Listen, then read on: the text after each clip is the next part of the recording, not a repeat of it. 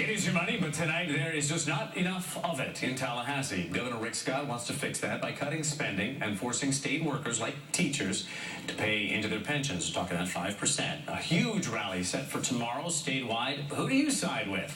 Here's the debate only on Fox. Joining us now in our studio, Andrew Spar from the Volusia County Teachers Union and Jason Hoyt from the Tea Party movement. We've had both of you in before. Good to have you back. Andrew, first up, last count, I think it's some 40 Awake the State rallies for tomorrow scheduled. Give us an idea of the kind of support you're getting. It sounds like a lot, but are they big groups or small?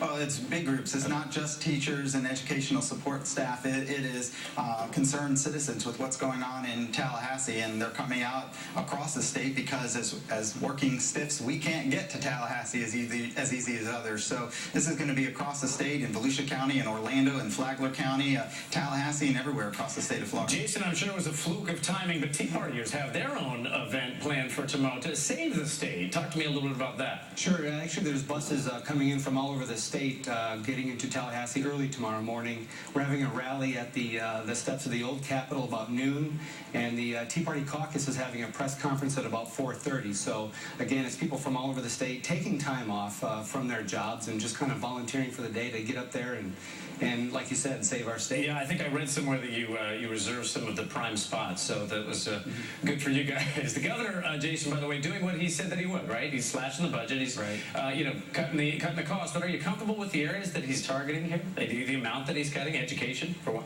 Well, I think at some point common sense has to enter the conversation. And, the governor campaigned on fiscal responsibility with the Tea Party movement in November. I think the voices were heard. Fiscal responsibility is the message of the day.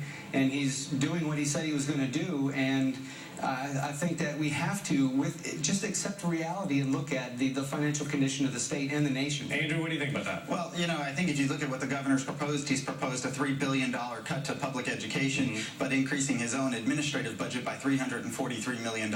I don't know how that's fiscally responsible by taking the cuts on the backs of our children. Most polls indicate that most people feel like state workers should contribute that 5% into their polls.